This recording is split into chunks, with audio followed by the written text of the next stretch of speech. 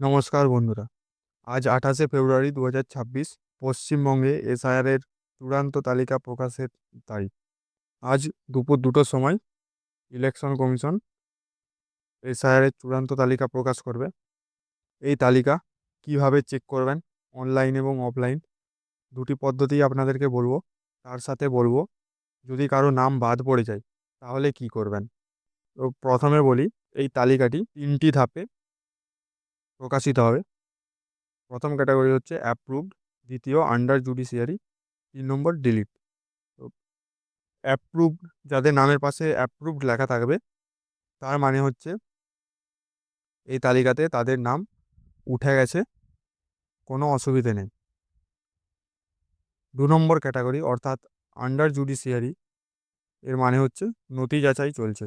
মানে এই ক্যাটাগরিতে যাদের নাম থাকবে তাদের নাম পুরোপুরিভাবে লিস্টে উঠেনি, তাদের কিছু নথি এখনও যাচাই চলছে এবং পরবর্তীকালে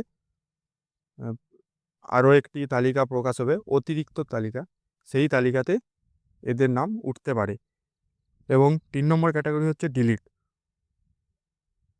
যাদের নামের পাশে ডিলিট লেখা থাকবে তাদের নাম এই লিস্ট থেকে বাদ পড়ে গেছে। লিস্ট থেকে নাম বাদ পড়ে গেলে চিন্তিত হওয়ার কোনো কারণ নেই। তারা প্রথমে আপনার এলাকার বিএলওর কাছে যাবেন, যে বিএলওর সাথে কথা বলে ফর্ম 6 অর্থাৎ নতুন ভোটার কার্ডের যে ফর্ম, সেটি ফিল আপ করে আপনারা বিএলওকে জমা করতে পারেন, অথবা আপনার ডিইওর কাছে যেতে পারেন, আপনার এলাকার যিনি ডিইও আছে তার কাছে যেতে পারেন, অথবা সিইওর কাছেও যেতে পারেন। ফর্ম 6 জমা করার পর আপনার তথ্য যাচাই হবে এবং তারপর আপনার নাম অতিরিক্ত তালিকায়, কিছুদিন পর অতিরিক্ত তালিকা প্রকাশ হবে, সেই অতিরিক্ত তালিকায় আপনার নাম উঠে যাবে।